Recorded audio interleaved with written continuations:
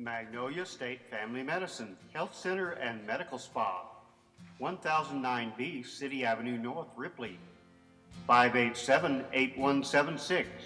Call for your appointment. Providing modern medicine with Southern hospitality. That's Magnolia State Family Medicine, 100% veteran-owned and operated. Bethel University Physician Assistant Program affiliated. Magnolia State Family Medicine. Dr. Christopher J. M. Cummins, Medical Doctor.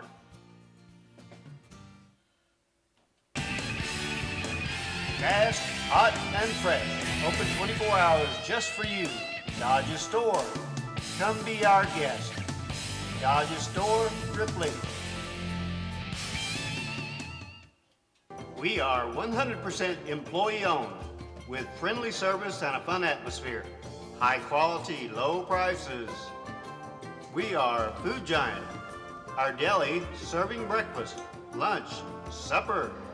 Food Giant, 702 Highway 15 North, Ripley. Come shop Food Giant. Want fresh meat and fresh produce? Food Giant's the place. High quality, low prices, Food Giant.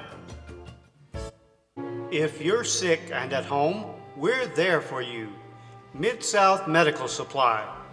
We offer Jazzy Power Chairs, Pride Scooters, Pride Lift Chairs, oxygen and supplies, internal nutrition, hospital beds, wheelchairs, walkers, commode chairs, and more. And if we haven't got it, we'll get it. We bill Medicare, Medicaid, and private insurance. Mid-South Medical Supply, 1-800-837-8575. 837-4824. Our fax number is 837-0035. We're located at 1021 City Avenue North, Ripley. Remember, if you're sick and at home, we're there for you. Mid-South Medical Supply. Now, welcome to Ask Dr. Cummins. Please call 587-8176. Ask Dr. Cummins. Good evening, Lee Allen Pegram on the Ask Dr. Cummins Show. Welcome tonight. I'd like to first of all welcome a new sponsor we have to our program, Mid-South Medical Supply. Joe Morton, local boy, local business. He's right down the street from Dr. Cummins' office. He's got all your medical supply needs, and if you have things, nebulizers, oxygen machines, whatever, he's got it. So go in and see it. We thank you, Joe, for joining the show. I appreciate you being a sponsor. Got a special guest today, Branson Van Cannon. How you doing, Branson? Doing good. Branson is I'm going to say a rookie. Okay, would that be the best way to describe it? All right, Dr. Cummins is letting Branson get some experience in the medical field. Branson, give us a little bit about what you plan on doing. You said you graduated from Northeast when? This past year. What kind of curriculum did you go through at Northeast? I've got a construction engineering degree right now and started working at the ER in Ripley and decided, found a field that I really wanted to go into. First of all, what are you doing at the ER at the hospital? I'm an ER tech, first EKGs, triaging, on-the-job training. Okay, so you actually will do an EKG on somebody, yes. Or when you say triage training, you'll, I guess when you say triage, what are you talking about? You talking about? First room that, patients come in after they sign in to get all the vital signs and just pretty much an overview of what's wrong, with the patient. And then, what do you do with them? Put them in a certain... Decide what level they are and put them in the room according to their seriousness. Okay. And then do you go on ambulances or at No, any time? You don't do that? Okay. No. How long have you been doing that at the hospital? I've been there about 2 months now. Okay. All right. You said an engineer. You went and got your degree in engineering. So what made you decide to go to the medical side of the coin? Mother's been a nurse for 15 or 20 years. Who's your mom? Dina Von Cannon. Dina Von Cannon. Okay. She's going back to school right now to do nurse practitioner. Okay. I got a job offer at the hospital and at the ER and tried it and just found out it's really what I enjoy doing. I love helping people, and it's just something I really enjoy. Okay, yeah, I guess you obviously work the night shift at Yes. the hospital. Yes. How did you go about with Dr. Cummins? Dr. Cummins letting you come into his office and kind of doing the same thing you do at the hospital? Dr. Cummins has been really great to me. Give good opportunity. From what I've seen of his clinic and the way he runs things, just really enjoy it. Met him one day out in the parking lot, and I knew, I was wanting to go to med school. Is what I really want to do in the end. And I talked to him one day, see if I could get some good advice. Right. And he helped me out and has let me come work in his clinic, just kind of get my feet wet, and see different things other than ER side of it in the clinic, and what, in case I want to go a different route. Right. Well, we've learned, since we've started the show, we've learned your PAs and things of that nature, physician's assistant and everything, that you can go that way. You can go pulmonary specialist that way. I guess what you'll probably end up doing is maybe focusing on what you think, focusing on one thing that you might want to get into. Yes. All right, how, now you say you got your degree at Northeast. That took you 2 years. Yes. And then you changed your mind. I have. Did you lose a lot of credits transferring into medical school, or Most of them will still count. because it's all kind of basic, Yes. isn't it? All your basics will count. Your English and your Right. math and things of that nature. You Yes. got to have that anyway, right? Yes. So where are you going to go to college? I'm trying to get in right now at Jackson. Ole Miss. No, sir, at the UMC. It's the Medical Center of Jackson. It's the Trauma Center. Okay. It's Jackson, Mississippi. Jackson, Mississippi. yes. Okay. I thought that was Ole Miss affiliated. I don't guess it is. I thought it was. It would be. It would be. All right. So if you get accepted, okay, what next? What type of program? How long? And what can you expect at the end of the rainbow?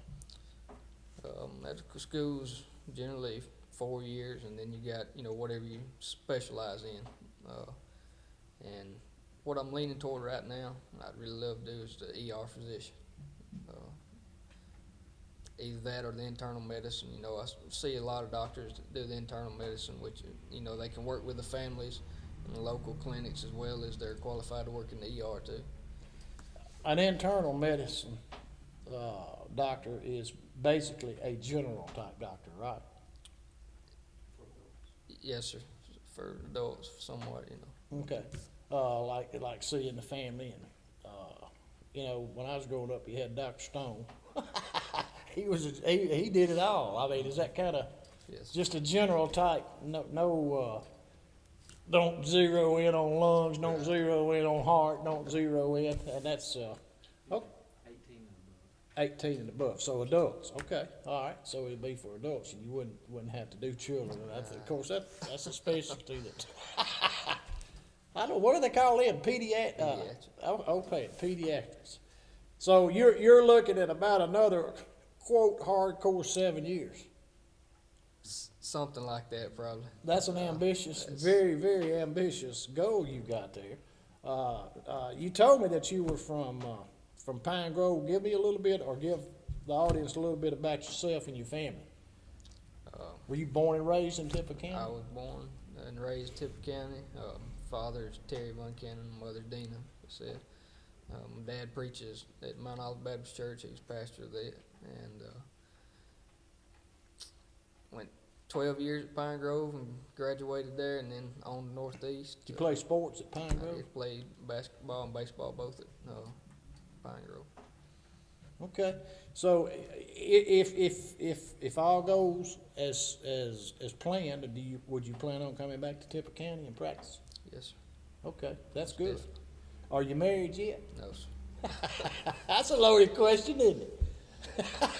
Not yet. Well, you've got to maintain it. I guess you've got good grades. You've got to have a certain grade point average, don't you, to get into medical school? It's like for you to have like a 3, usually at least a 3.5. A 3.5. 3.5. Yes. Okay, that's pretty hefty.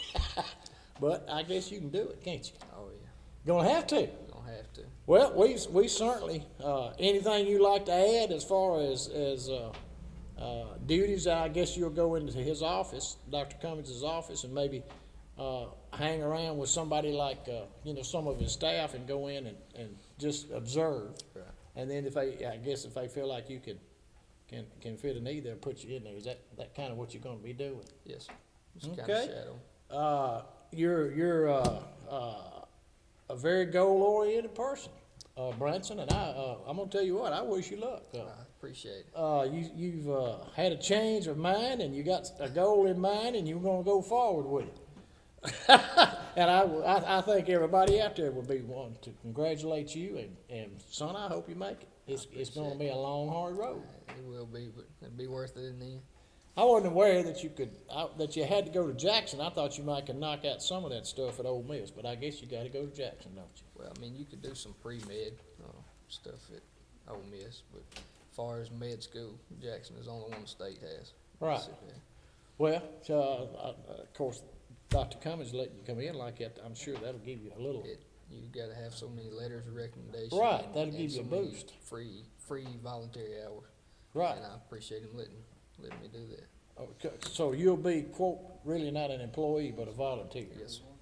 Well, I admire you for doing it, and I admire Dr. Cummins for letting you do it. That's a good thing, and that'll help. Well, Tony, we're gonna take our break. Branson, anything you'd like to add before we get off the air? See it, I guess. Okay, well, we appreciate you coming by, young man. Good Good being luck here. on your future, okay? Thank We'll be right back after we hear from our sponsors. Magnolia State Family Medicine, Health Center and Medical Spa, 1009B City Avenue North, Ripley, 587-8176. Call for your appointment. Providing modern medicine with Southern hospitality. That's Magnolia State Family Medicine, 100% veteran-owned and operated.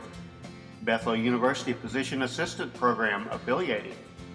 Magnolia State Family Medicine. Dr. Christopher J.M. Cummins, Medical Doctor.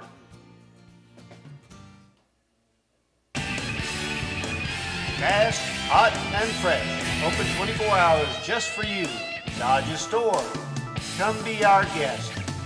Dodge's Store, Ripley.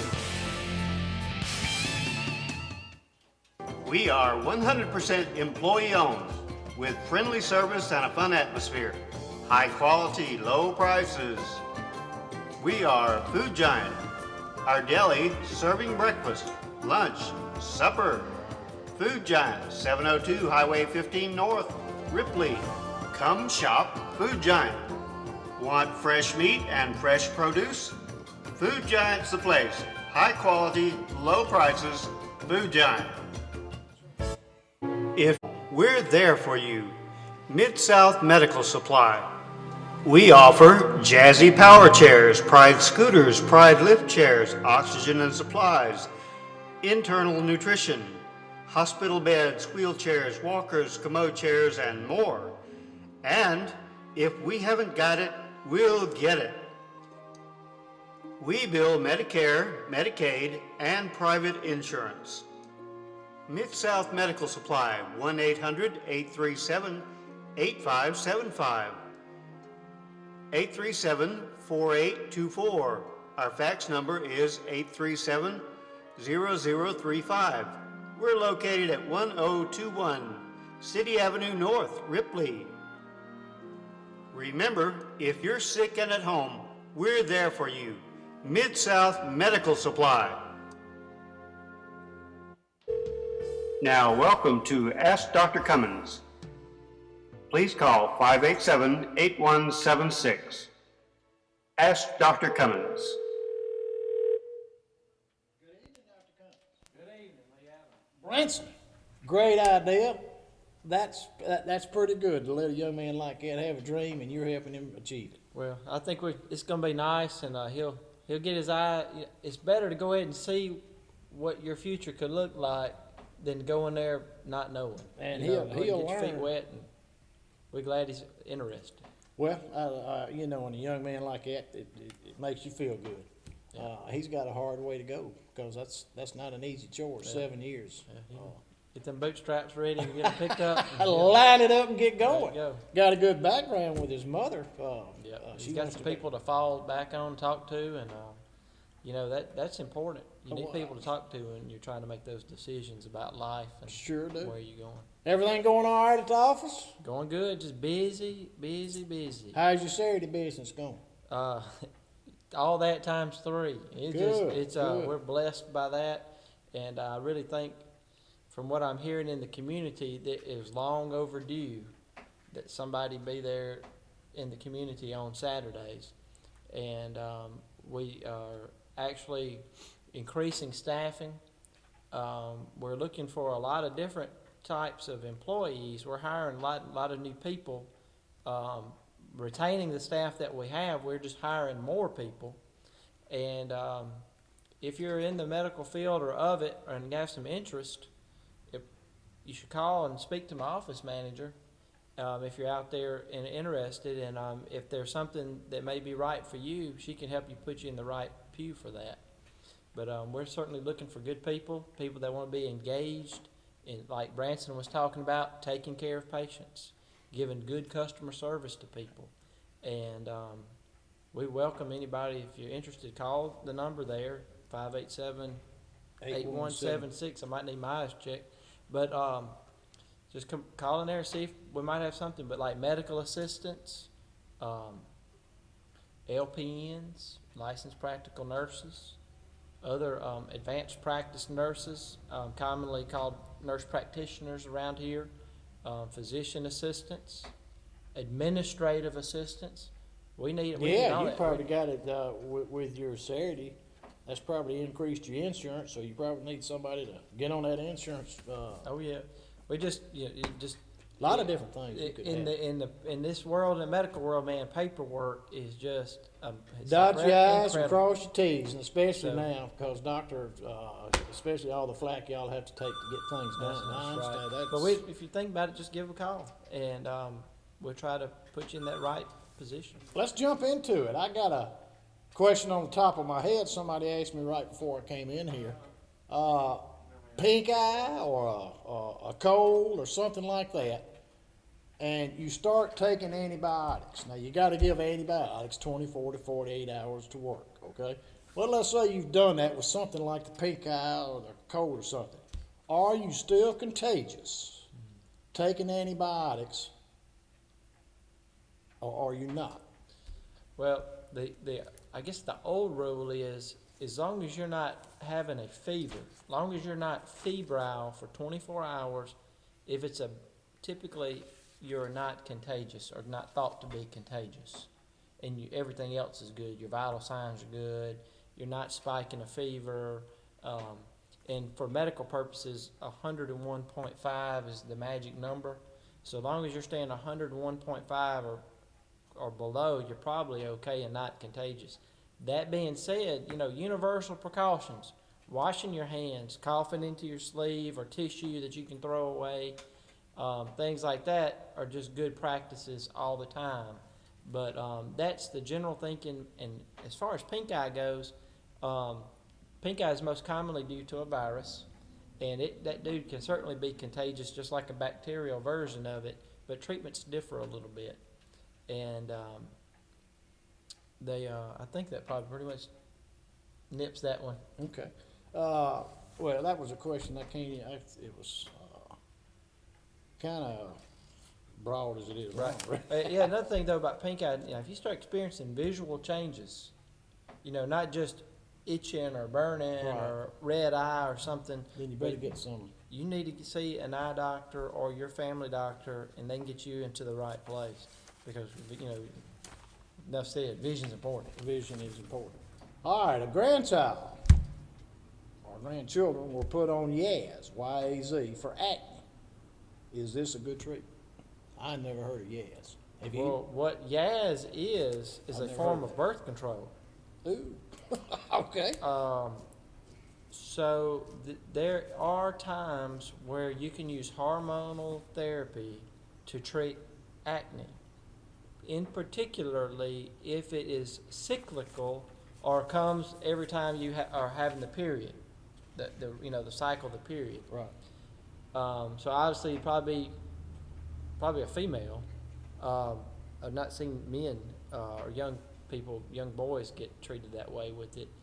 That being said, there are a lot of alternatives to hormonal therapy for acne where you're not taking a pill, with those other associated risks. There's a lot of topical or on the skin treatment that we do in the clinic. And really, it's just a myriad, many different types of topical treatment. And if I had a young girl or a young boy come to see me, which we do treat acne in the clinic, that would be low on the totem pole because there's a lot of inherent risk with the birth control type medicines that are out there. There's also, you can do acne surgery, which is small little incision and drainages of big cystic type acne. And if you have very, very severe acne, there's some other ones out there that you have to have special permission to write prescriptions for, but that may be indicated. Just need to be evaluated by your doctor. But so I guess the bottom line is Yaz can be an appropriate treatment for acne, but I would strongly consider the risk and the benefits of that medicine and review that with your doctor and see if there may not be some alternatives to put on topically as opposed to oral or by mouth. All right, I hope that answers your question. Now here's a question that kind of, do you support massage therapy? Since we know we have several therapists in town, besides enjoying the process for those who could afford it, is there or what could be the medical situation that this therapy could prove beneficial?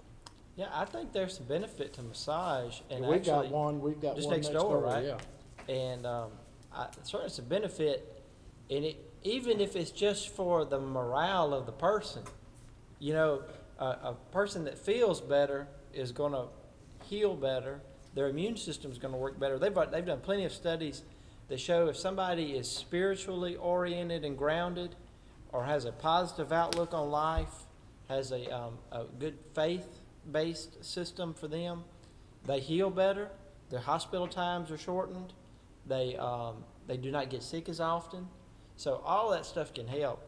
And it probably depends on what type of massage you're talking about. But some of those, what they call like deep tissue massage and things like that, probably help your lymphatic system get to drain and to make it work better. It's kind of like the filtering system of your body, or one of the filter systems of your body. So I certainly would think that there's some benefits. And just like any profession, there will be good ones and there will be bad ones, or at least ones that we perceive to be that way. They probably all have the proper training and credentials, but you have to find a person that meets what you're looking for, that, in our vernacular, somebody you G-haul with. Right. You want to make all that come together. And so certainly not opposed to it. Okay. Now, I hope that answers your question. Here's one. This one's kind of, it's got us. If a grandchild swallows a penny, will it pass through, or should we see a doctor? Typically, it's going to pass through. It might, or it might not, right? Yeah, but typically they do. And if they experience constipation or something after that, you may need to see a doctor. The big thing is the age of the child.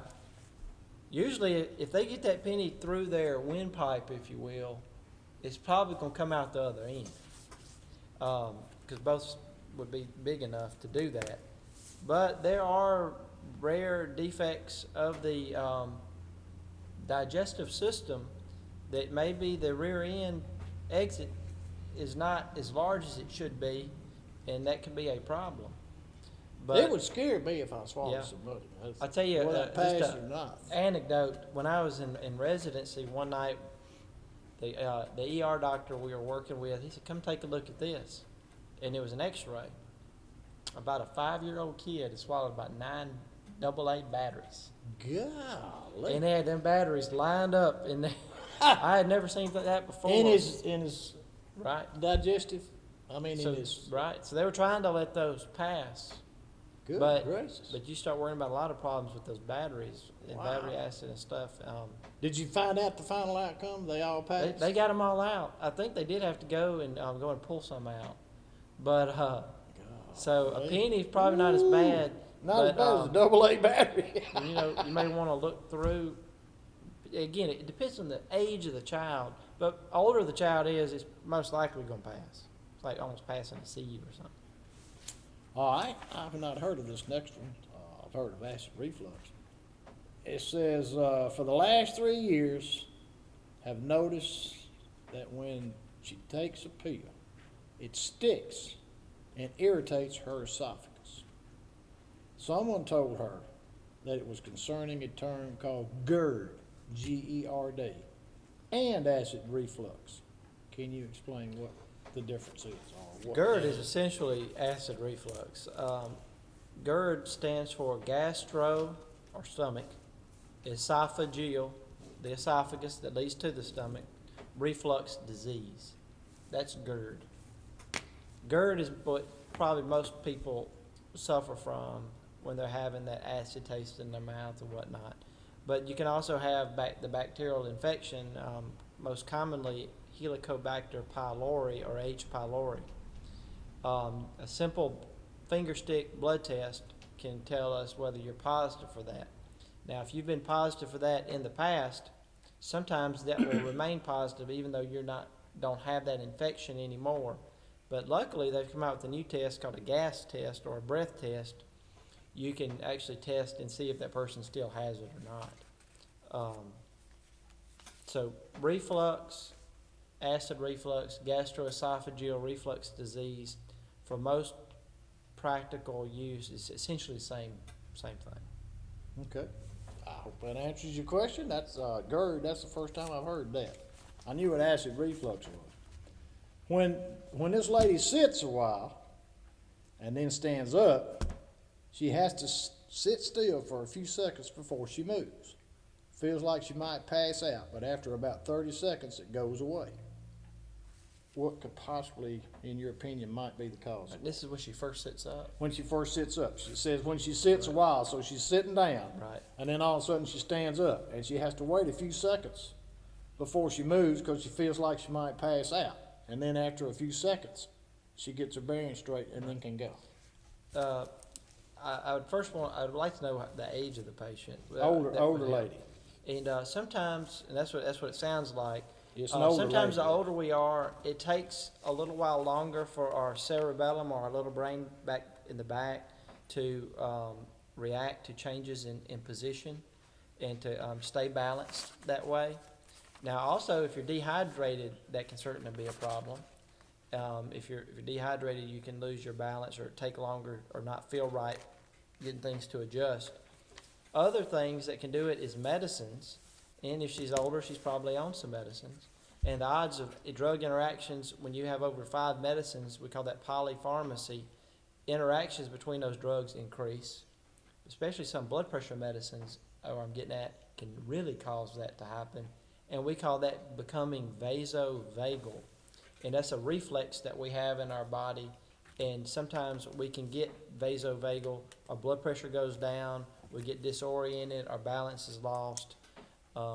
Need to make sure you have a conversation with your doctor about that. And just especially if it continues. One time every now and then, it's probably just been sitting too long, kind of like a part of your limbs going to sleep. Right. But take your time getting up, adjust slowly from laying down to sitting to standing up. Hope that answers it. Good. We got about a minute left. One quick question. If you get a prescription and it says take 1 pill daily, is it better to take it in the morning time or at night? We got about 30 seconds. Depends on what medicine you're taking. Most medicines are best taken in the morning, but some medicines, because of their side effects, are better to take at night because you don't feel the side effect.